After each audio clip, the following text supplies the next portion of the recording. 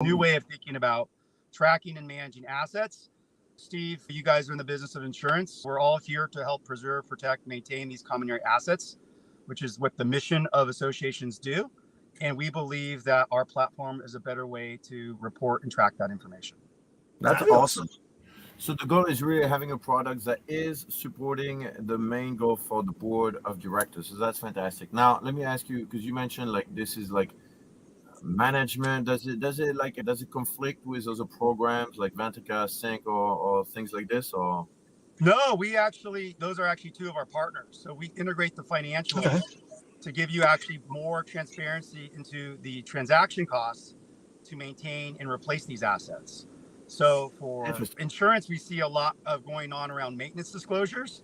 And I think we're going to see a larger drive for the carriers wanting to understand and measure the deferred maintenance.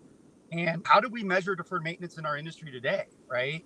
We have people that are filling out questionnaires or not filling out questionnaires. So we really see this as a big drive in what we're seeing as a sea change of regulation, right? I'm sure you guys are seeing it on your side. We've obviously seen it on the reserve study side of the equation as well. The digital transformation of the community association sector, that prompts me to think about two-letter acronym, AI. How does that have like some influence in what's coming next when it comes to data analytics, and how is this going to influence the reserve study, which is basically what you were talking about? Yeah, that's a really good question, Dave. There's a convergence happening right now with artificial intelligence and what I would say different reporting tools. And in a lot of ways, we're still in the first inning with AI. I really do believe the future is synthesizing that information to ultimately give you diagnostics and predictions and recommendations on what you need to do when it comes to your assets. So think about asset optimization. How do we get the full life out of these assets? What's the recommendation for that? Diagnostics, what's the state of our assets based on looking at different data sets? And then ultimately, how do you look to embed some of this into the workflows of property management today? So when we think about AI and we think about the future of reserve studies, we really think about unlocking its value to an nth degree, right? Versus where we kind of came from. So Wow. I do want to caution because we just don't know what the future will hold. But I don't think the way that we've been thinking about things when it comes to internet software over the past 20 years is what we'll be going into for the next 20 years. Let's talk about boots on the ground, managers, board members, people that are actually involved in the hands-on maintenance aspect. Like what do you see coming down the pipe for those people as far as when all this integration comes in? Is going to improve efficiency? There's going to be certain benefits that they gain out of this. Like where's it going to hit the ground? Yeah, I think that's a great question. So I think the next wave of what AI will bring is what they call agents, which is essentially software talking to more software, right? Okay. Right now we have humans that are developing code for the AI. So you have humans creating software code. At some point, you're going to have software code, AI software code, creating other AI software code, right? And so I think what this ultimately is going to mean for management companies is a massive wave of more automation. I think management companies are going to have to hire actually less people, but more qualified people. These experiences that we have talking to humans are going to become more valuable because let's face it, over the last 20 years, even with the software we have in our industry, there's a lot of manual inputs, right? So I think for management companies, it's going to create more automation in the business ultimately. I think it brings a lot of opportunity to make life better. From a reserve perspective or a asset management perspective, we see the value in providing more transparency and then also predictability. How long are things actually lasting? Can we trust the actual life cycles of these repairs and replacements? Where SmartProperty is harnessing the capability of AI to bring more accuracy when it comes to preventive maintenance. Is that really the plan, right? Yeah, I think if you think about life, right, we have a beginning and an end. And the reserve study there is really to determine, obviously we have an install date. So we kind of know that. And we have a predictable, I wouldn't even call it predictable, an estimated useful life, right? Standardized useful lives. But really to get into a more accurate understanding of what that true remaining life is going to be of an asset, you got to know the dash in between. What is the maintenance in order to actually maintain and what has been done and what has not been done on that particular asset. And CAI actually came out as a response to what happened in Florida several years back. They came out with best practices of reserve studies. And they really talk about this interconnectivity of maintenance plans, think more proactive, preventative maintenance plans, and how that ties into your reserve study and the remaining useful lives. So for a long time, and I've been in the industry for over 20 years, when you do reserve studies, what do? You ask the manager, you ask the board, you get the general ledger, you get the work history if you're lucky. But that's a cumbersome process.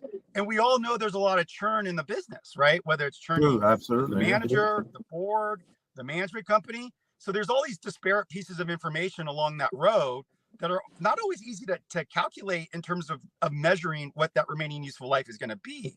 So there's a lot more, I would say, guesstimation than predictable estimation as we work today.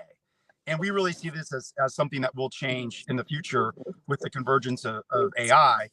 Ultimately, we're after the same goal, which is how do we create financially sustainable communities for the long term, especially given all the pricing pressures of today. Exactly. So, Damian, do you have any success stories or case studies that kind of highlight what you guys are doing and where it's been really effective in the real world? Yeah, so I'll share a quick case study that we've done. And we've done this for several clients.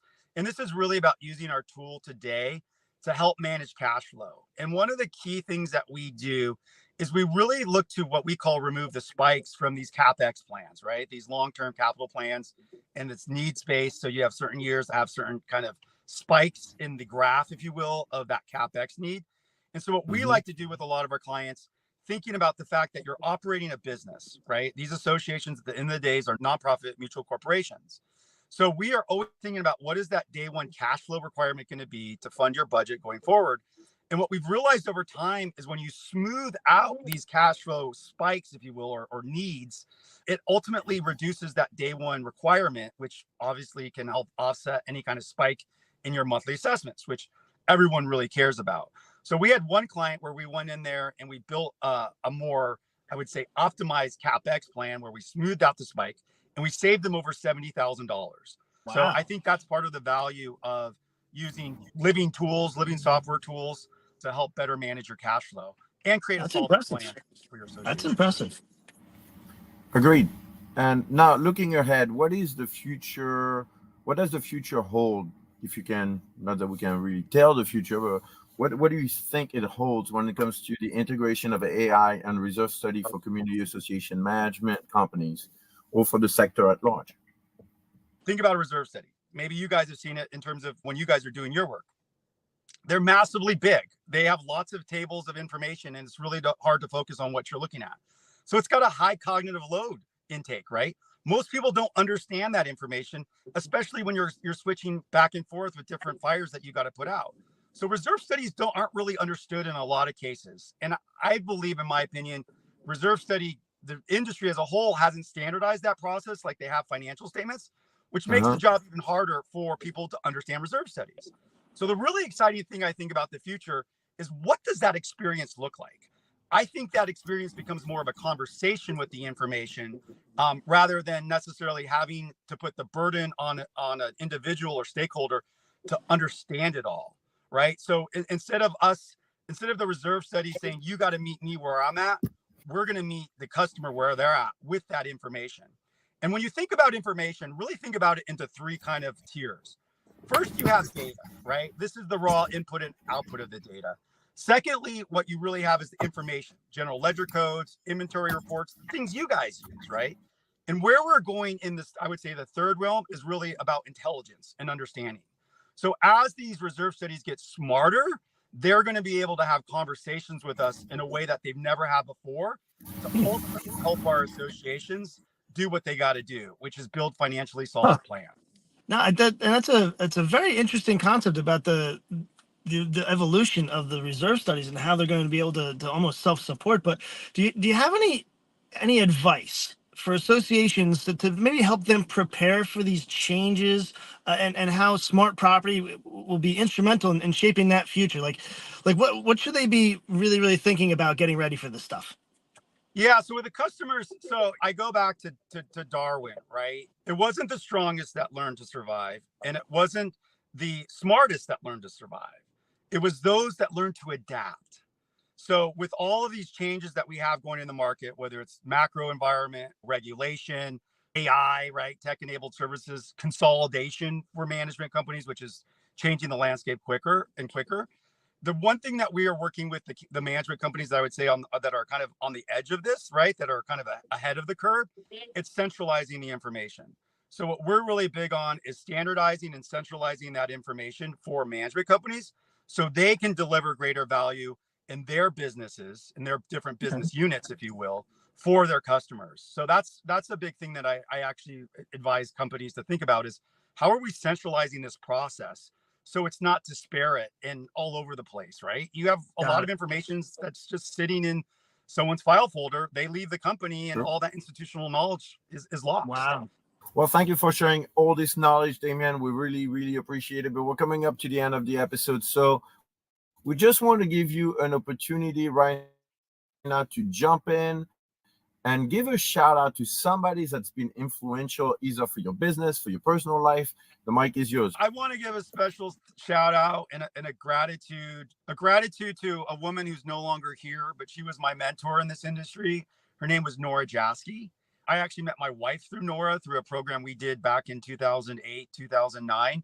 And she was a life force of good that had a huge impact on what I do today and in the service that we do for our communities.